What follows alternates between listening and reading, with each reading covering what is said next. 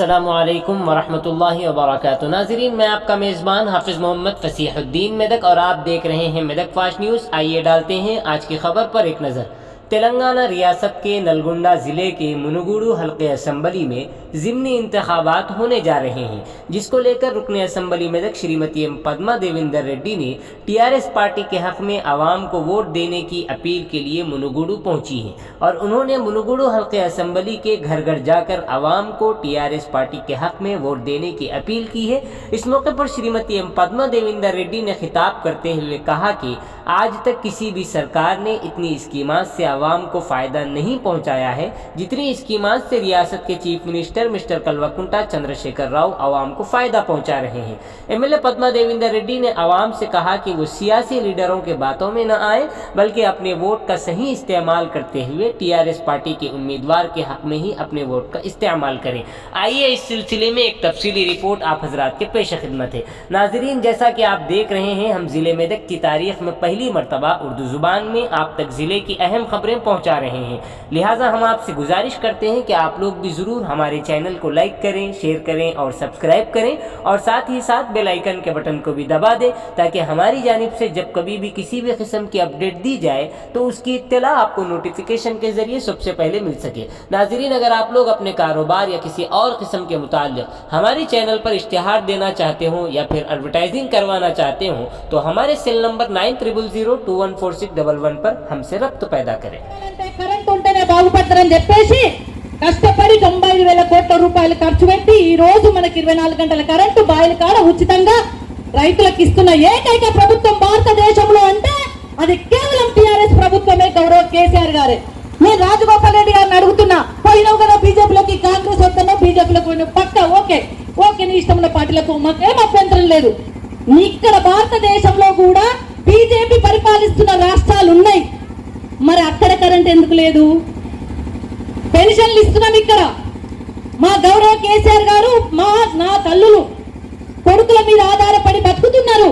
వాళ్ళకి ఇబ్బంది అవుతుంది, కొడుకులకు కష్టం ఉంది, సాధుడు తల్లిదండ్రులు కష్టం అవుతుందని నేను చేస్తా అని చెప్పేసి ఆ తల్లిదండ్రులను పెద్ద మనుషులకు 2,000 రూపాయలు పెన్షన్ ఇచ్చి ఒక పెద్ద కొడుకు అయింది కేసీఆర్ గారు. మా అక్క చెల్లెలు భర్త చనిపోతే కష్టం అవుతుంది, ఇబ్బంది అవుతుందని చెప్పి ఆడబిడ్డని ఆదుకుంది అన్న మన గౌరవ కేసీఆర్ గారు. మరి ఇదే ప్రశ్నను నీ బీజేపీ పరిపాలించే రాష్ట్రాలలో 500 రూపాయలు కూడా పెన్షన్ ఇస్తలేరు. మరి ఇక్కడ 3,000 ఎట్లా తెచ్చిస్తావు? దుబ్బాకలో గెలిచింది కదా 3,000 నువ్వు పెన్షన్ ఇవ్వమంటే మాయే అంటావు. ఒక్క పైసా కూడా వాళ్ళ దీంట్లో పెన్షన్లలో లేదు. 3,000 ఇస్తా అని చెప్పి మన గానువెల్లి చెప్పిండు మొన్న.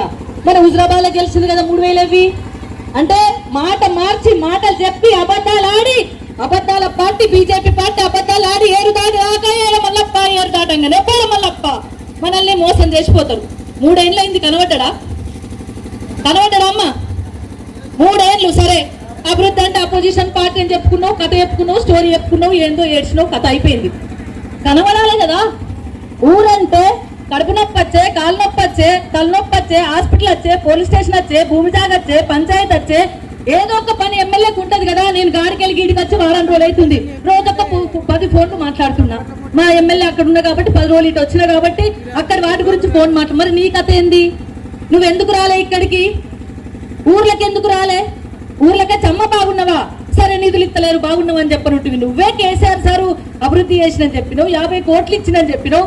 మంచి నీళ్ళ కథ చెప్తా అమ్మా. గతంలో మా ఆడబిడ్డలు భుజాలు కాయలు కాసేంత దూరం నుండి బిందెలు మోసిన వాళ్ళు ఉన్నారు. నా దగ్గర కూడా కడుపుల పేగులు బయట పడతాయన్నంత బోరింగ్లు కొట్టుకున్న వాళ్ళు ఉన్నారు. మరి ఆ కథ ఇవ్వలేదు. ఆ కష్టం తీర్చాలని మన ముఖ్యమంత్రి గారు తెలంగాణ రాష్ట్రం వచ్చినాక 3.5 కోట్ల మా ఆడబిడ్డల మా తెలంగాణలో ఉన్న మా ఆడబిడ్డల కష్టం తీర్చాలని చెప్పి ఇంటింటికి నల్లబెట్టించిండ్రు. నేను మళ్ళా బీజేపీ వాళ్ళని అడుగుతున్నా, రాజగోపాల్ రెడ్డి గారిని అడుగుతున్నా, అన్న మరి బీజేపీ పరిపాలించే పక్క రాష్ట్రం కర్ణాటక ఉంది కదా, అన్న ఎందుకు ఇస్తలేదు మంచి నీళ్ళు?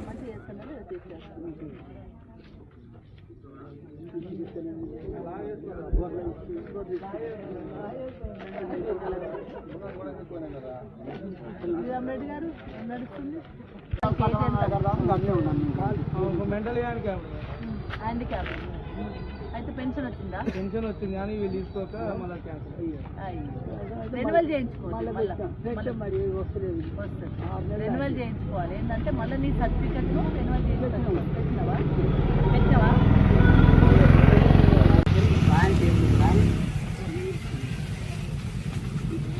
మనం ప్రజలు తెచ్చుకునే అంటాం మీటింగ్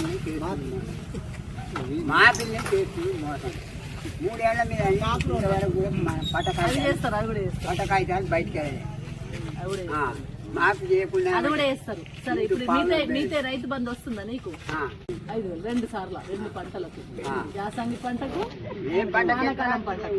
ఈ కాగితం ఎంత లేదు అది కూడా వెళ్తుంది. అది ఏం కాగితం నీది? ఏం మిగిలింది? పట్టకాయితం. పట్ట కాగితం ఎందుకు మిగిలింది? ఏముందాడా? మనం పని అది అది